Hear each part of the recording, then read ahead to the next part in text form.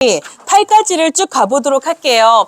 빈곤의 개념은, 빈곤의 종류는 결국은 빈곤선, 우리가 이제 전체 국민이 있을 때 요 아래 있으면 빈곤하자라고 얘기를 하자 할 때 이제 빈곤이냐 아니냐를 나누는 이 선을 우리가 빈곤선이라고 얘기를 하는데, 이 빈곤선은 어떻게 정하는가에 따라서 이걸 절대빈곤, 상대빈곤, 주관적 빈곤이라고 얘기를 합니다. 절대빈곤은요, 자, 요것도 없으면 절대 못 살아. 요거를 그렇게 정하는 거죠. 요것도 없으면 절대 못 살아. 사람의 기본으로 육체적인 생존을 위해 적어도 이만큼은 있어야 되는 그 선을 기준으로 빈곤을 가르는 거, 이거를 절대빈곤선이라고 얘기를 하는 거고요. 이것도 없으면 못 살아. 이때 이것도를 5글자로 최저 생계비라고, 최소한 이 정도는 있어야 한다라고 얘기를 하죠. 그러니까 절대빈곤이라는 말을 들었을 때 처음으로 떠올려야 되는 것은 최저 생계비예요. 근데 이 최저 생계비를 어떻게 계측을 할 것인가, 이걸 처음 얘기한 사람이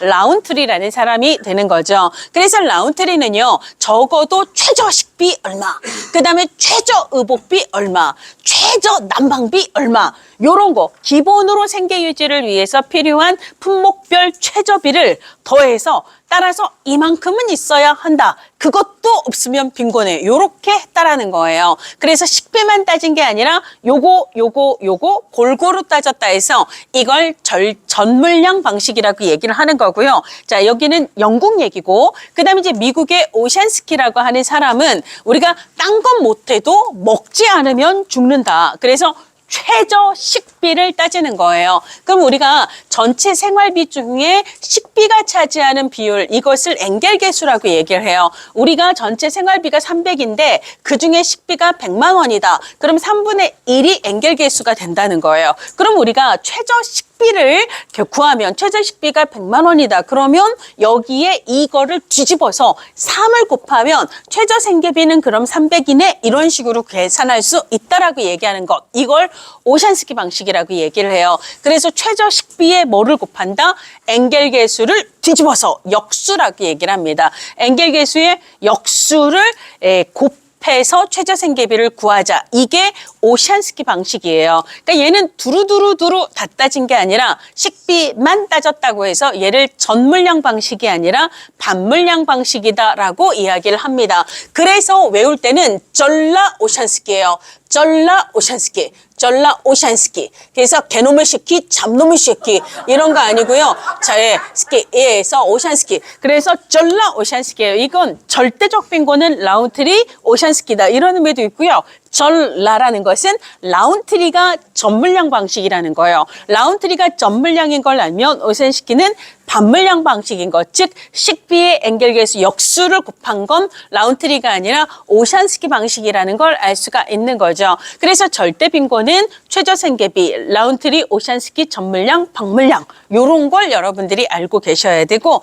암기 팁은 전라 오샨스키라고 외우시면 돼요. 자, 그 다음에 이제 상대적 빈곤이에요. 우리가 지금 먹고는 살아요. 그러니까 절대 빈곤은 아니라는 거예요. 그렇지만 다른 사람들에 비해서 상대적인 위치가 낮을 때 이것을 상대적 빈곤이라고 이야기를 합니다. 자, 상대적 위치가 낮을 거예요. 그래서 어떤 거냐면 소득 하위 10%를. 그래서 예를 들어 우리나라 사람들이 다 잘 사는데 근데 다른 사람들이 나보다 더 잘 살아요. 그러니까 내가 소득 하위 10%다. 그러면 먹고는 살아도 나는 빈곤이 된다라고 보는 거죠. 소득 하위 10%. 혹은 소득 하위 20%를 빈곤으로 보자. 이런 거 있잖아요. 이거는 뭐예요? 위치를 기준으로 하는 거거든요. 그 다음에 기준 중위 소득의 30%를, 기준 중위 소득의 40%를 빈곤선으로 보자. 이런 거 있잖아요.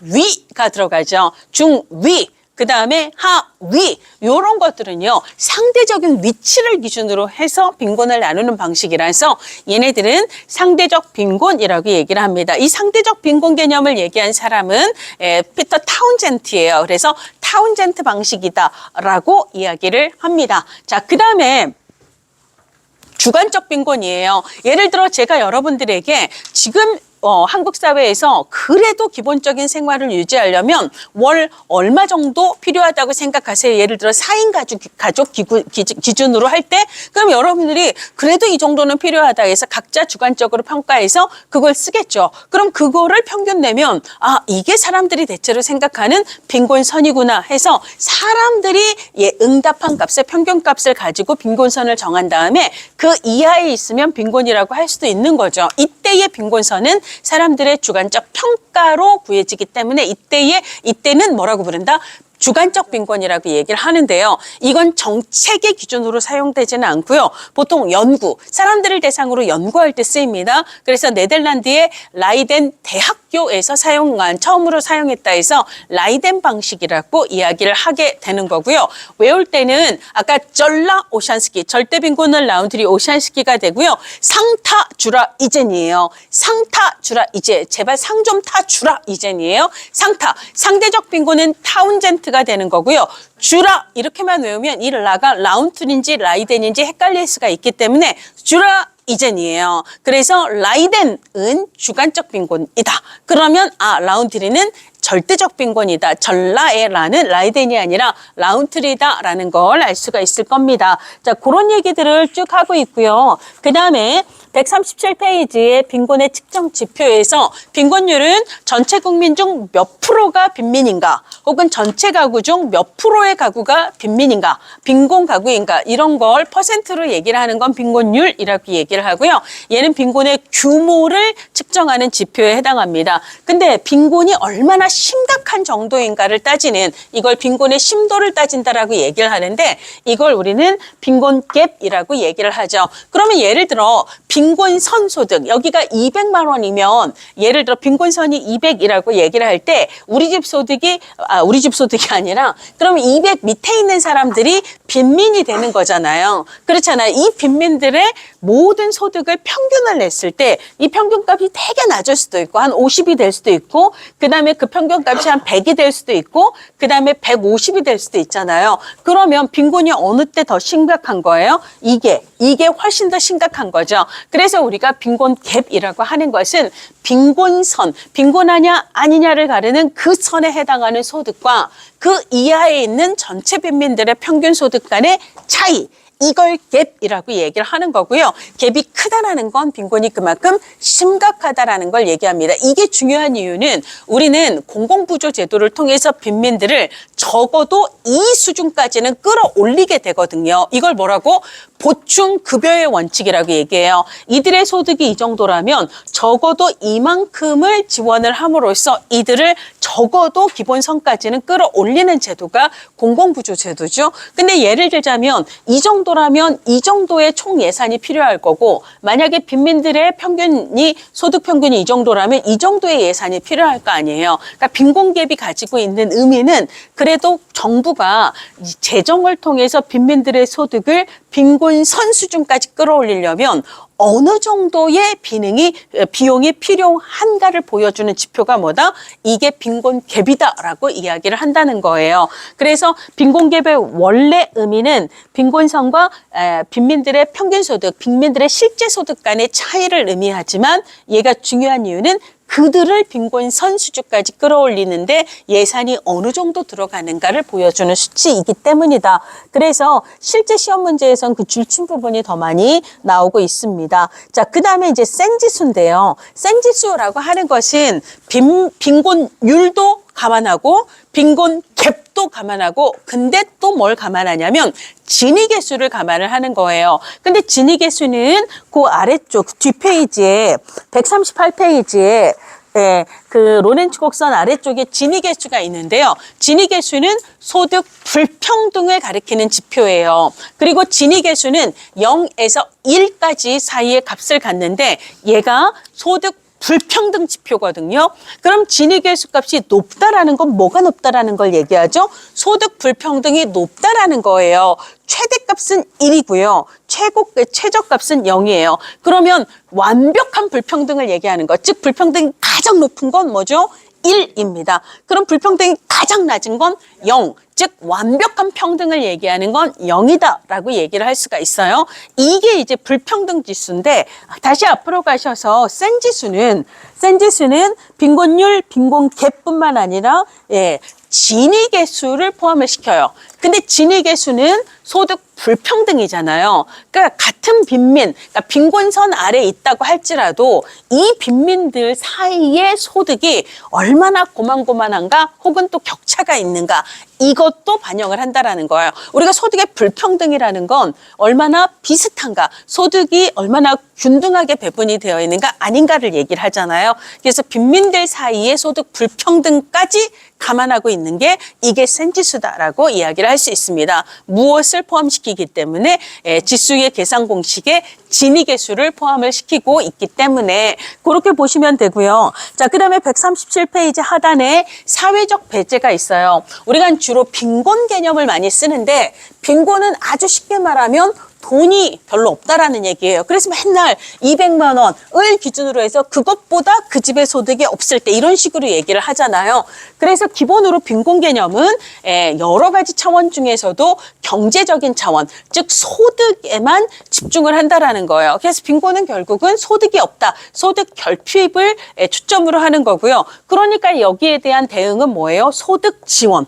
돈을 주는 걸로 정책이 보통 규결이 되는 그런 패턴이 있다라는 거예요. 자, 근데 사실 사람의 어려움이라는 게 단순히 돈 없음의 문제만은 아니잖아요. 그러니까 예를 들어 사회적 관계, 예를 들자면 친했던 내 친구들과 나 사이의 경제적, 그러니까 이제 생활 수준이 차이가 나면 어느 순간부터는 옛날에는 친했지만 그 친구들 만나기가, 그렇죠? 그리고 그 친구들도 왠지 나를 만나면 불편해하는 것 같고, 이런 것들이 단순히 돈의 문제를 떠나서 관계의 문제나 뭐 그래서 나도 모르게 그 친구로부터 자꾸 이렇게 외곽으로 빠지게 되는 이런 것들 있죠. 그다음에 문화적인 경험, 사용하는 언어의 차이라든지 뭐 이런 모든 것들에서 사실은 어려움을 겪고 있는데 빈곤이라는 건 너무 돈 하나에만 집중을 하고 있다. 그리고 그것도 돈이 지금 얼마인가라고 하는 그 사람이 앞전에 어떤 경험들을 하고 있었는지는 강조하지 않고요. 지금 그래서 니네 집 소득이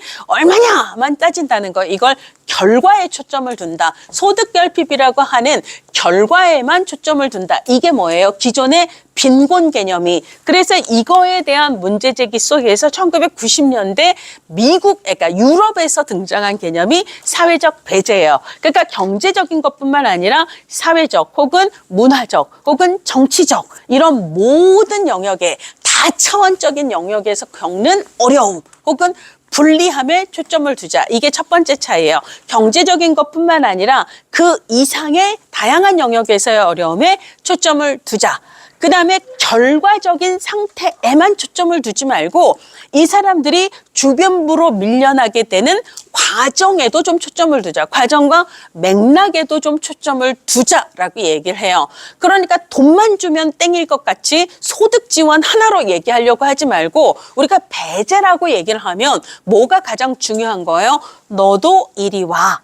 잖아요. 이걸 우리는 너도 이리 와, 우리와 함께 하자라고 얘기하는 것. 이걸 결속이나 통합의 문제라고도 얘기하고요.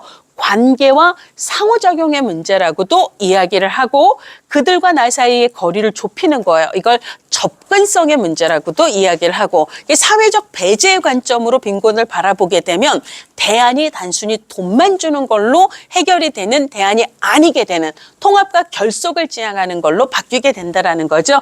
요렇게 이야기하는 것을 사회적 배제라고 이야기를 한다라는 거예요. 자, 그다음에 이제 소득 불평등에 대해서 이야기를 합니다. 자, 아까 소득 불평등의 가장 대표적인 지표는 진위계수라고 얘기를 했고요. 진위계수 값은 얼마에서 얼마? 0에서 1. 자, 1이 가장 불평등이 높은 수준을 얘기를 하는데요.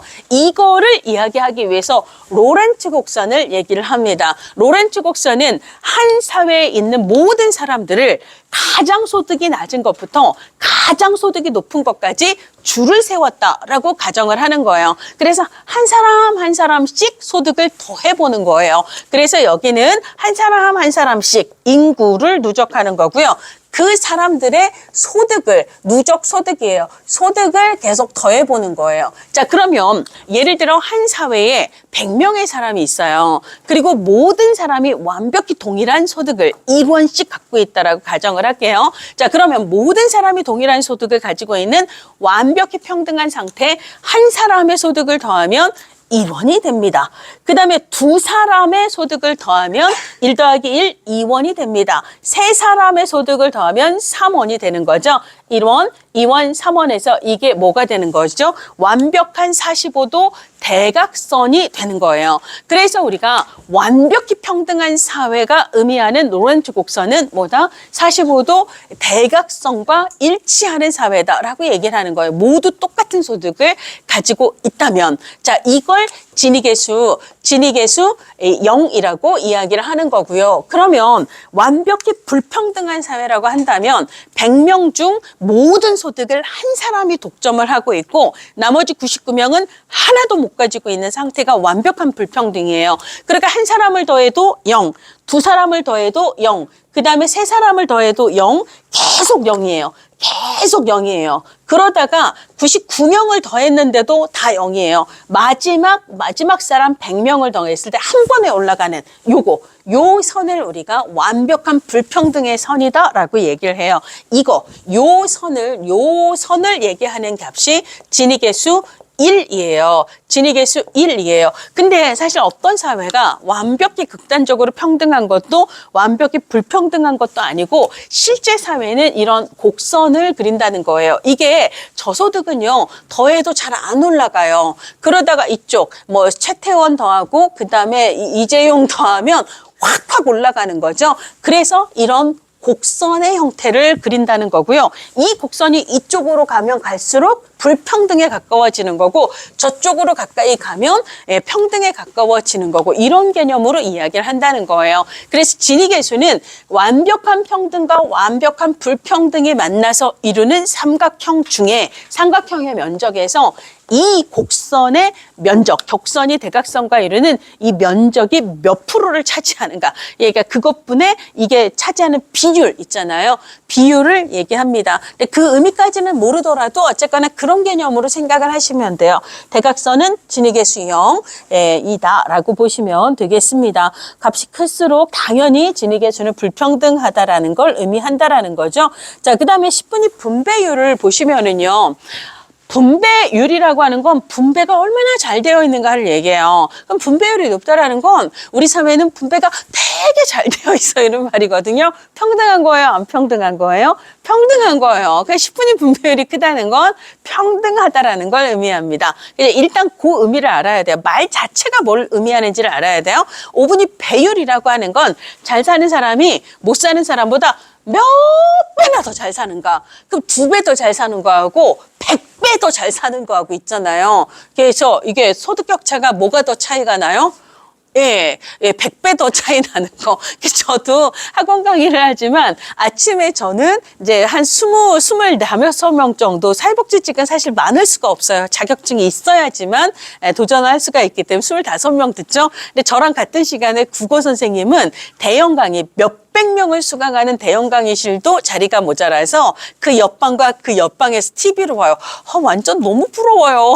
그래서 똑같은 시간 강의를 하는데 기본적으로 소득이 거의 한 몇십 배 차이가 나는 것 같아요. 왜냐하면 이게 이쪽 세상은 사람이 곧 돈이다. 그죠? 사람이 먼저가 아니라 사람이 돈이다. 이런 게 규모의 경제예요. 그죠? 규모의 경제입니다. 어쨌거나 기본적으로 그래서 몇 배 이거 있죠? 몇 배 이거는 몇 배가 더 커진다는 건 격차가 더 커진다는 거예요. 그러니까 이거를 너무 어렵게 생각하지 마세요. 2배 더 잘 사는 것보다 10배 더 잘 사는 게 차이가 크다. 불평등이 크다. 이렇게 생각을 해야 되죠. 그래서 값이 크다라는 게 무엇을 의미하는가를 아셔야 되고요. 근데 이제 10분위 분배율 조금 더 들어가면 예를 들어 전체 국민을 소득이 낮은 사람부터 높은 사람까지 줄 세웠을 때 이걸 이제 10개로 나누는 거예요. 10개로 나눠 놓고 하위 40%, 하위 40%하고 상위 20%를 비교를 해보는 거예요. 왜냐하면 하위는 많이 더해도 값이 크게 크진 않기 때문에. 그래서 10분위 분배율에서 중요한 건 저소득에게도 얼마나 분배가 되어 있는가에 초점을 둡니다. 그래서 얘가 분자가 되고요. 얘가 분모로 와요. 얘가. 왜냐하면 그래야지만 이 값이 크면 클수록 분배가 더 잘 되어 있다라는 개념으로 해석이 되기 때문에 얘가 위로 가고 얘가 앞으로 와요. 그러니까 이제 개념으로 얘기하면 하위 40%의 소득을 상위 20%의 소득으로 나눈 값. 이게 10분위 분배율이에요. 그래서 이 값이 크면 클수록 이쪽이 더 많다라는 거니까 아 분배가 잘 되어 있구나 이런 얘기입니다. 근데 이제 한 사회에 100명의 사람이 있는데 완벽히 평등한 그래서 모두 다 똑같이 일원씩이 있다면 여기는 40명 여기는 20명이 되겠죠. 그러면 40명 1원씩 더하면 40원 그 다음에 20명 1원씩 더하면 20원이에요. 완벽히 평등한 사회의 10분위 분배율 값은 얼마일까요? 2가 나오는 거죠. 그렇게 계산을 할 수 있고요. 자, 그 다음에 5분위 배율이라고 하는 것은 그냥 5덩어리로 하나, 둘, 셋, 넷 해서 20, 20, 20, 20, 20%로 이렇게 나누고 난 다음에 그냥 5분위 배율은 깔끔하게 20%와 20%예요. 그래서 20%. 근데 얘네가 몇 배 더 가졌나? 얘 초점을 두니까 얘는 자가 되는 거고 얘가 밑으로 오는 거예요. 그래서 상위 몇 프로죠? 20%가 되는 거고요. 얘는 하위 20%가 돼요. 상위 20%의 소득을 하위 20%의 소득으로 나눈 값을 5분위 배율이라고 얘기를 합니다. 그러니까 상위 애들이 많이 가지면 많이 가질수록 배율이 높아지는 구조로 계산이 되는 거죠. 완벽히 평등한 사회예요. 100명이 있는데 20명이 다 똑같이 1원씩 갖고 있다면 다 더해도 20원, 다 더해도 20원이에요. 나누면 얼마가 되죠? 1이 되는 거죠. 자, 그래서 정리를 하면 완벽히 평등한 사회의 로렌츠 곡선은 대각선과 일치를 해요. 그 다음에 완벽히 평등한 사회의 진위 계수는 가장 낮은 값인 0이 되는 거고요. 완벽히 평등한 사회의 10분위 분배율은 2가 되는 거고 자, 그 다음에 5분위 배율은 1이 되는 거죠. 여기까지. 이렇게 해서 일단 개념을 그래서 시험 문제를 한번 우리 정책론 시험 문제를 보시면은 4번은 한 것 같아요. 자, 5번도 했나요? 정책론의 5번. 얘기했나요? 정책론의 5번. 우리가 했어요? 그렇군요. 이게 일주일이 진짜 100만 년처럼 지나서, 정말. 자, 6번도 했나요? 그렇죠. 자, 중상주의에선 사람이 다 돈이에요. 그렇죠. 애가 많아야 돈이 많은 거예요. 그죠? 일 시켜 먹을 수 있으니까. 자, 그 다음에 7번 했나요? 예, 그래요. 자, 그 다음에 8번 사회적 배제에 관한 설명으로 옳지 않은 것은, 자, 답을 바로 찾아볼 수 있습니다. 자, 바로 4번이 보여야 돼요. 사회적 배제 개념은 빈곤에 이르는 과정과 그 다음에 빈곤하다는 결과적 상태 중에 뭘 더 강조한다? 과정을 강조한다라고 얘기를 해야 합니다. 그렇죠? 빈곤이라는 결과적 상태에만 초점을 두는 건 포버티 빈곤 개념인 거죠. 자, 그래서 옳지 않은 건 4번이고요. 그 다음에 1, 2, 3, 5는 다 맞습니다. 그 다음에 9번은요. 이런 18.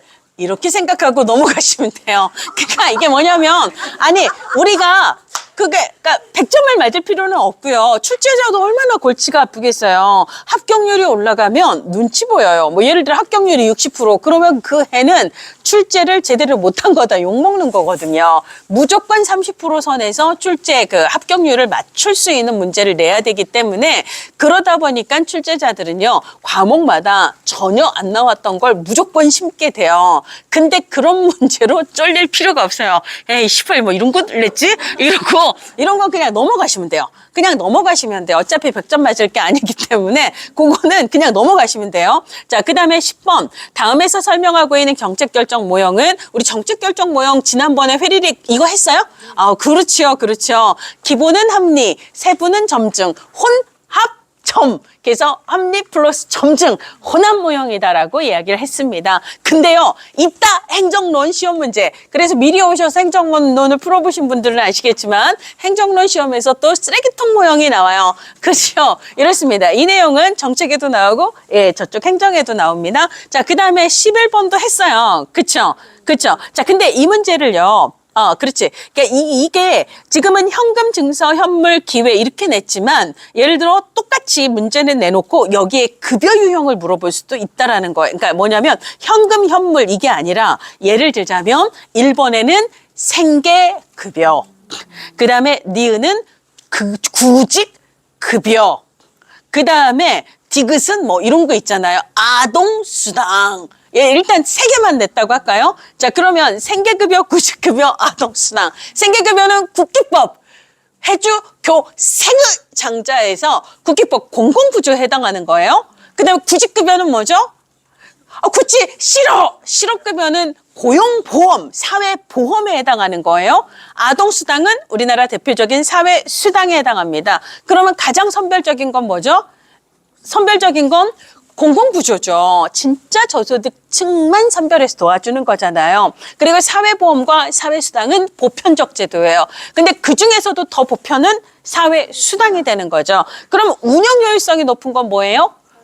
보편입니다. 다 주자. 그러니까 뭐 9살 미만이면 다 주는 거예요. 9살 미만인지만 따지면 돼요. 근데 사회보험은 그 사람이 몇 개월 냈는지 보험가입 이런 거를 따져야 되기 때문에 조금 더 따집니다. 그렇죠? 근데 자산조사 다 해야 되잖아요. 그렇잖아요. 그러니까 운영효율성이 가장 떨어지는 것은 공공부조와 같은 선별적인 제도다라고 얘기를 해야 되는 거죠. 그러니까 그런 방식으로 급여 형태가 그런 식으로 나올 수도 있다라고 생각을 하시고요. 자, 12번 공공재원입니다. 공공재원에서 그러니까 재분배 효과가 가장 큰 거는 뭐다? 일반 조세, 일반 예산이다. 그래서 얘가 누진세율을 적용하기 때문에 확 낮춘다라고 얘기를 했어요. 그래서 재분배 효과가 가장 큰 것부터 순서대로 나열을 하면 일반 예산, 그리고 사회보험료, 가장 떨어지는 게 조세 지출 혹은 조세 감면 이렇게 얘기를 했어요. 자, 조세는 다른 재원에 비해서 소득 재분배 효과가 크다는 걸 달리 얘기하면 평등을 구현하는 효과가 크다라고 이야기를 합니다. 그렇죠?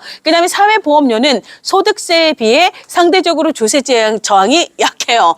나에게 돌아오는 거야. 이런 생각이 있기 때문에. 그렇죠? 그다음에 3번 사회보험료는 조세와 비교해 상대적으로 소득 재분배 효과가 약하다. 왜? 조세가 가장 세고 그다음이 사회보험료거든요. 그러니까 사회보험료는 얘보다는 약하고 이 조세 지출보다는 크다라고 얘기를 할 수 있는 거고요. 그다음에 누진성이 낮으면 재분배 효과는 커요? 작아요? 작은 거죠. 그렇죠? 그래서 4번이 틀려요. 누진성이 낮다라는 건 역진적이에요. 역진적이면 저소득이 불리한 거고 누진적이면 저소득이 유리한 거고 그래서 저소득이 더 유리해야 재분배 효과가 큽니다. 자, 그다음에 조세가 안정성, 지속성이 가장 강하기 때문에 이 일반 조세를 기반으로 하는 중앙정부의 프로그램의 안정성과 지속성이 가장 높다라고 아까 얘기를 했어요. 자, 13번 공급주체로서 중앙정부에 관한 설명으로 옳은 것은 자, 정책 결정 과정에 참여가 용이하다. 일단 복지부 가서 참여하려면 차 타고 그렇죠? 예를 들어 대구, 제주도에 사시는 분들이 막 가야 돼요. 그거보다는 중앙정부보다는 지방정부가 구청이나 시청 찾아가기가 조금 더 쉽죠. 근데 우리 동네 뭐 복지관 찾아가는 건 더 쉬워요. 그렇잖아요. 그러니까 다양할수록 접근성이 높고 참여의 여지도 크다. 그래서 가장 참여 정도가 큰 건 민간입니다. 그다음에 공공에서는 지방정부, 그리고 가장 떨어지는 게 중앙정부예요. 그렇죠? 그렇게 되는 거고요. 그다음에 신속한 것도 뭐예요?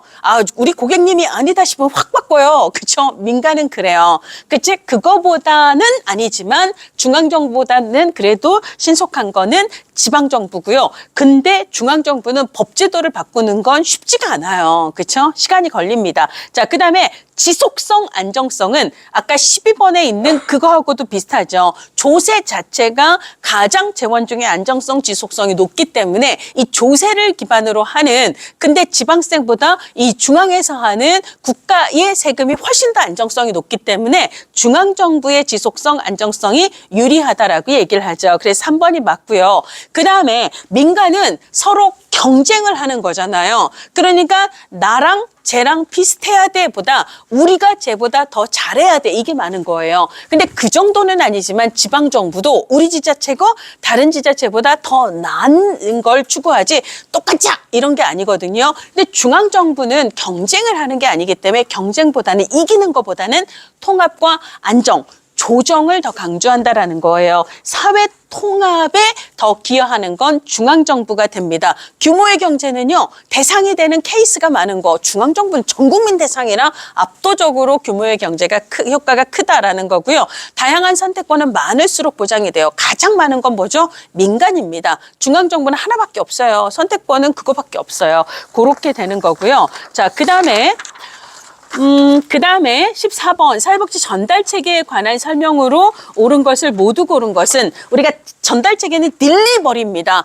그저 김밥을 만든 사람과 김밥이 필요한 사람을 연결해주는 우리 라이더들 이게 이제 전달 체계가 되는 것처럼 실제로 서비스를 공급하는 사람과 서비스가 필요한 수요자 사이를 연결해주는 체계가 전달 체계가 되는 거죠. 그래서 전달 체계는 제공자들 사이를 연결하고 그리고 공급자와 수급자 사이를 연결하는 그런 체계들을 얘기한다라고 기억을 얘기를 하고 있어요. 맞는 얘기고요. 그 다음에 전달 체계에는 공공이 있고 민간이 있다. 공공에는 중앙정부와 지방정부가 있고 민간에는 영리와 비영리가 있다라고 얘기를 했습니다. 니은은 맞는 얘기고요. 서비스 전달 체계를 발전시키기 위해선 서비스가 너무 따로 놀면 안 돼요. 이것을 분열성을 줄여야 한다. 이걸 분절성이라고도 얘기하고요.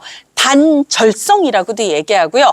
파편화라고도 얘기해요. 핵심적인 문제는 중복과 누락이에요. 그러니까 서로 따로 하다 보니까 그냥 주고 싶은 대로 줘요. 그러니까 나도 A 주고 너도 A 주고 너도 A 주고 내도 A 주고. 그러니까 클라이언트가 A는 너무 많은데 B 어딨지? 이걸 우리가 중복과 누락이라고 얘기를 하죠. 그래서 이런 문제를 최소화하기 위해서 필요한 걸 우리가 통합성이 증진이 되어야 한다. 서로 서비스를 조정, 통합하는 게 필요하다라고 얘기를 하죠. 불연속이라는 건 어떤 거예요? 내가 여전히 필요한 프로그램이 서비스가 있는데 서비스가 제공이 되다가 더 필요한 서비스가 제공되지 않은 채 중단되는 것. 이것을 우리가 불연속이라고 이야기를 합니다. 예를 들자면 뭐 이 경우는 아닌데요. 공무원 수험 같은 경우는 예를 들어 내가 학원을 등록을 했어요. 그런데 예를 들어 기초이론을 하고 그다음에 기출 강의를 듣고 나면 대부분 모의고사가 이제 연결이 되거든요. 근데 우리 학원이 모의고사를 개설을 안 해주는 거예요. 그러면 나 모의고사가 필요한데 모의고사가 개설이 안 돼요. 이런 문제는 뭐가 되죠? 불연속이에요. 내가 추가로 더 필요한 게 있는데 그게 제공이 되지 않고 그냥 주다 멈춰버린 상태가 되는 거고요. 그다음에 무책임이라고 하는 건 그럴 때 이제 뭐죠? 고충 처리를 해줘야 되는 거예요. 우리가 사랑해요 LG라고 얘기하는 것처럼 그 우리 저기 광진구 LG 센터에 계시는 우리 김희수 선생님 정말 얼마나 저를 AS를 잘해주고 계시는지 지금 따년간 그래서 그가 얘네들은 물건을 하나 팔고 나면 정말 제 평생의 LG를 돌봐주시는 마음으로 어디가 불편하신지 막 이렇잖아요. 그러니까 이제 기본으로 서비스를 제공하면 끝이 아니라 불편사항을 계속해서 수렴해서 그 불편사항을 빨리빨리 고쳐주려고 하는 태도 이걸 우리가 책임성이 강하다라고 얘기를 하는데 그런 창구도 불편사항을 수렴하는 창구도 없고 말을 해도 고충 처리가 안 되는 상태를 우리가 무책임하다라고 얘기를 하고요. 비접근성은 뭐예요? 서비스가 있어요. 나는 그 서비스가 필요한데 그 서비스를 처음부터 이용을 못하는 상태. 이걸 우리는 비접근성이라고 이야기를 합니다. 그럼 우리가 접근성을 떨어뜨리는 요인에는 어떤 것들이 있어요? 첫 번째는 물리적 요인이에요. 너무 멀어서. 라든지 교통편이 불편해서라든지 나는 휠체어를 탄 장애인인데 그 서비스가 엘리베이터가 없는 5층 건물에서 이제 5층에서 제공이 되고 있어서 갈 수가 없다라든지 이런 건 물리적인 이유 때문입니다. 그다음에 두 번째는 뭐예요? 정보가 없어서 홍보가 부재해서 그 서비스가 있는 걸 몰라서 이용을 못하는 경우도 있습니다. 세 번째는 비용 부담 때문에 이용료가 너무 부담이 돼서 그다음에 네 번째는 뭐죠? 심리적인 이유 때문이에요. 그래서 내가 좀 알아볼까 하고 거기를 좀 알짱알짱 거렸는데 왜 오셨는데요? 사회복지사가 위아래 꼬라보면서 네가 올 때가 아닌데 이렇게 해서 마음이 확 상한 거예요. 이런 것들이 있고요. 그 다음에 다섯 번째는 뭐죠? 절차가 까다로워서. 그래서 여러분들도 혹시라도 키오스크 앞에서 결국은 서비스까지 못 가고 돌아오신 적이 있다면 이런 거예요. 너무 복잡한 거예요. 어떻게 해야 되는지를 몰라서. 뭐 이런 이유들입니다. 자, 그런 걸 배제해야 되는 거죠. 당연한 거고요. 비영리 민간사회복지기관은 공공부문과 연계해서 서비스를 제공하기도 하죠. 이걸 네 글자로 복지혼합이라고 얘기를 하고요. 지금은 복지혼합이 많아지고 있는 추세가 됩니다. 자, 그래서 뭐 다 맞겠네요. 자, 그 다음에 15번 현물급여 이런 게 꼭 나오는 거예요. 현물급여예요. 그죠? 현물급여는 보통 건강보험의 건강검진하고 요양급여, 산재보험의 요양급여, 그리고 의료급여, 그 다음에 노인장기요양보험의 재가, 그리고 시설급여 요 정도가 주로 단골로 나옵니다. 오이구 생계급여 빼고 다 맞는 거예요. 그렇죠? 자, 그래서 답은 기억, 니은, 디귿인 거 알 거고요. 자, 디귿. 현재 우리나라 사회복지 제도 중 보편주의적 성격에 해당하지 않는 거. 그러니까 선별적인 거예요. 공공구조 찾으라는 거예요. 그럼 공공구조는 국민, 의, 긴, 장기, 기초연금 주십사예요. 뭐죠? 기초연금이 되겠습니다. 그렇죠? 자, 그 다음에 17번이에요. 자, 아까도 얘기했지만 업무상 재해 인정 기준이 국기법, 그러니까 법제론에서도 나오고 여기 정책론에서도 나와요. 사업주가 주관한 행사 준비 중에 발생. 이거는 당연히 업무 중 사고라고 볼 수가 있습니다. 그다음에 휴게 시간 중 사업주 지배관리 하에 있다고 볼 수 있는 행위 때문에 발생한 거예요. 예, 그것도 해당이 됩니다. 그다음에 통상적인 경로와 방법으로 출퇴근하는 중에 발생하면 요건 해당이 되지만 예를 들어 내가 오늘은 행글라이더를 타고 가볼까? 뭐 이런 거는 안 된다는 거예요. 자, 그다음에 직장 내 괴롭힘으로 인해서 스트레스가 되는 거 이거는 업무상 질병에 해당합니다. 그래서 모두 산재에 해당이 되는 거고요. 그다음에 18번은 벌써 달라진 거예요. 리을은 제껴야 미음은 제껴야 돼요. 시험이 1월 달에 있었고 그 뒤에 국민연금이 개정이 되면서 그래서 미음은 사라졌어요. 원래 계획은 2028년 이후에는 소득 대체율이 40% 이거였는데 우리 소득 대체율 43%로 바꿔버렸잖아요. 그렇죠? 그러니까 미음은 날리세요. 미음은 지우세요. 이거는 사라진 얘기예요. 자, 그래서 답에 미음은 빠져야 되고요. 자, 기억. 국민연금공단은 국민연금 관리 운영을 합니다. 근데 2011년 1월부터 뭐가 달라졌냐면 운영 효율성을 위해서 국민연금공단, 국민건강공단, 근로복지공단 공통 업무는 어디에서 몰자? 건강보험공단에서 몰자. 왜 그러죠? 건강보험이 커버하는 범위가 가장 넓어요. 왜냐하면 국민연금, 산재, 고용보험에는 특수직격군이 빠집니다. 공무원, 군인 다 빠져요. 근데 건강보험에는 공무원도 교직원도 다 들어가거든요. 자, 그래서 의료급여 수급권자 정도가 아니면 건강보험은 모두 포괄을 하기 때문에 그 안에 국민연금 가입자, 산재 가입자, 고용보험 가입자 다 들어가요. 그래서 징수 업무는 어디서 다 받는다? 그거를 건강보험에서, 산재 징수 어디서? 건강보험에서, 국민연금 보험료 징수 어디서? 건강보험에서, 고용보험 보험료의 징수 어디서? 건강보험공단입니다. 징수는 부과는 어디서 해요? 부과는 각 공단에서 하죠. 국민연금 보험료 부과 너 얼마 내? 이거는 국민연금공단에서 하는 거예요. 징수 업무 있잖아요. 그 돈을 받아내는 업무가 건강보험공단입니다. 그래서 만약에 기업에 보험료 부과를 담당한다라고 했다면 기업은 맞죠.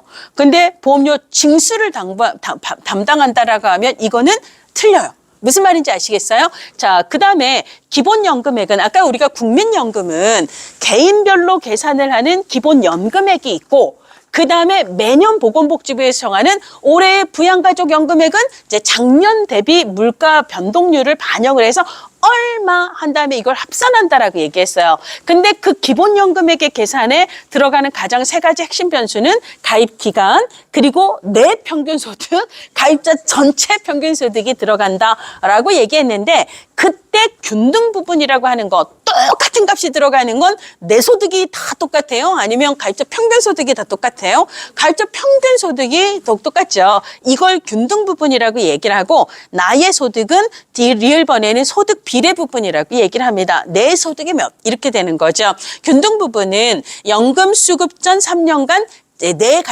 거가 아니라 전체 가입자 평균 소득 월액의 평균액이다라고 이야기를 하는 거예요. 그래서 뭐 대충 그래 맞나보다라고 생각을 하시면 되고요. 자, 그 다음에 디귿 기본연금액의 균등 부분에서 소득 재분배 효과가 나타난다. 전체 가입자 소득을 하면 얘보다는 높아지고 얘보다는 낮아지는 거니까 재분배 효과가 있게 된다라고 이야기를 할 수가 있습니다. 자, 그 다음에 리을 기본연금액의 소득 비례요. 내 소득에 비례하는 거거든요. 그럼 이거는 전체 가입자예요? 아니면 개별 가입자가 돼요?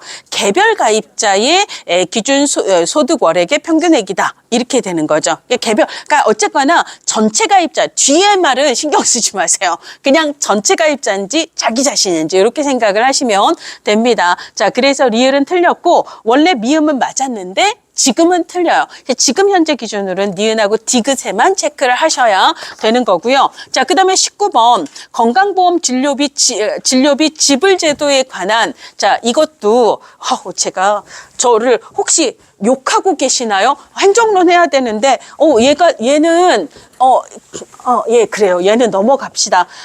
넘어가고요. 그 다음에 20번의 노인 장기 요양보험 제도에서 요거 알아두세요. 우리가 건강보험의 요양급여에도 본인 부담금이 있다 없다? 있다. 공공부조인 의료급여에도 본인 부담이 있다 없다? 있다. 에요. 있습니다. 산재보험의 요양급여에는 없어요. 산재는 내가 산재 사고 당한 거니까 산재의 요양급여에는 본인 부담이 없습니다만 건강보험 본인 부담이 있습니다. 우리 내봐서 알잖아요. 병원에. 그렇죠? 의료급여도 공공부조지만 본인 부담 있습니다. 본인 부담이 있어요. 그리고 노인 장기 요양보험도 본인 부담이 있어요. 자, 근데 아까 이제 내가 내 집에 있으면서 받는 건 재가급여라고 얘기했고요. 그 다음에 시설에서 받는 건 시설급여라고 얘기했는데 그럼 밥은 시설밥을 먹잖아요. 물론 이제 시설 밥값은 따로 내기는 하지만 근데 여러분들 뭐가 더 돈을 많이 내야 되겠어요? 시설급이죠. 그래서 하나는 15% 하나는 20%인데요. 얘가 15%고 얘가 20%예요. 그러니까 이런 경우들은 상식적으로 거기 들어가서 하는 게 더 생활을 그렇죠. 숙박비하고 대실비하고 다르잖아요. 그렇잖아요. 그러니까 그렇잖아요. 자, 그러니까 이렇게 됩니다. 근데 이제 암기를 할 때는 시설이 영 후졌다고 제가 씹어. 이렇게. 제가 그 꽃교책에 시설이 영 후졌다고 제가 씹어. 그래서 그림에서 시설이 되게 허름한 시설이 있어요. 어머, 이렇게. 시설이 0. 이렇게 해서 시설이 0입니다. 시설은 20%, 제가 씹어. 제가 급여는 15% 본인 부담금을 낸다라는 걸 알아두셔야 됩니다. 자, 그 다음에 5번 있는데요. 이거는 상식적으로 그러니까 우리가 공동생활 가정은 9인 이하가 돼요. 9인 이하를 우리가 공동생활 가정이라고 이야기를 합니다. 사실 얘는 노인 장기 요양보험하고 상관이 별로 없어요. 그냥 시설이 아동복지시설에도 공동생활 가정이 있고요. 그 다음에 장애인복지시설에도 공동생활 가정이 있고 노인복지시설에도 공동생활 가정이 있습니다. 갈수록 시설의 규모는 가족과 같이 줄이자라는 추세라서요. 영역별로 공동생활 가정이 있어요. 우리가 가족과 같은 규모라고 얘기할 때 최대 규모를 9명을 넘지 않는 선에서라고 얘기를 하고 있습니다.